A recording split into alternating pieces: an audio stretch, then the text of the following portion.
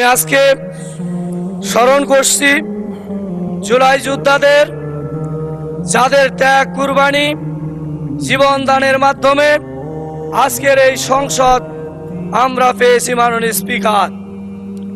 কিন্তু আজকে দুঃখের সাথে আমরা লক্ষ্য করছি যে আজকে আমাদের যে গণভোটের রায় এদেশের 70% ভোটাররা দিয়েছে, মাননীয় স্পিকার দেশের সংস্কার করে বিগত সময়ে যেমনি ভাবে ওই একদলীয় শাসন কায়েম হয়েছিল, এর বিরুদ্ধে ছাত্র জনতা ঐক্যবদ্ধ হয়েছিল যাতে করে ভবিষ্যতে আর কোনো ফ্যাসিস্ট এই বাংলাদেশে আবির্ভাব না হয়।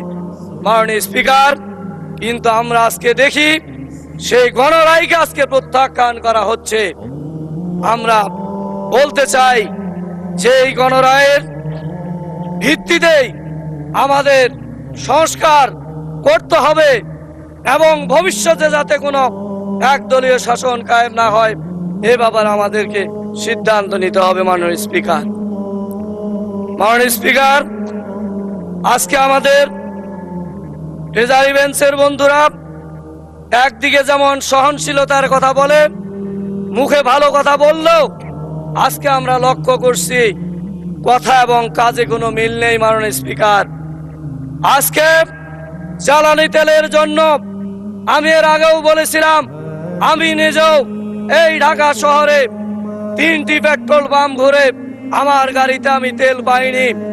আজকে আমি কয়েকদিন আগে নির্বাচনী এলাকায় গিয়েছিলাম মাননীয় স্পিকার, সেখানে লাইনের পর লাইন 3-4 কিলোমিটার পর্যন্ত মোটরসাইকেলের লাইন হয়েছে।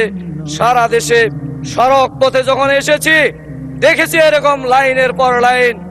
আর আজকে বলা হচ্ছে তেলের কোনো সমস্যা নাই। এভাবে আমাদের আজকে সাধারণ জনমানুষকে আজকে দেখা যাচ্ছে বিক্ষুব্ধ করা হচ্ছে। এই বিস্ফোরণ ঘটলে এর জন্য বর্তমান সরকার দায়ী থাকবে।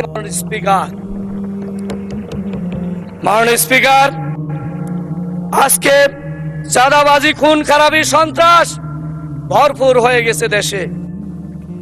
আজকে এর কোনো প্রতিকার হচ্ছে না, একের পর এক ঘটনা হচ্ছে, কিন্তু যারা ভিকটিম তারা মামলা দিতে গেলেও অনেক জায়গায় মামলাও নেওয়া হচ্ছে না, ভয়ভীতি দেখানো হচ্ছে।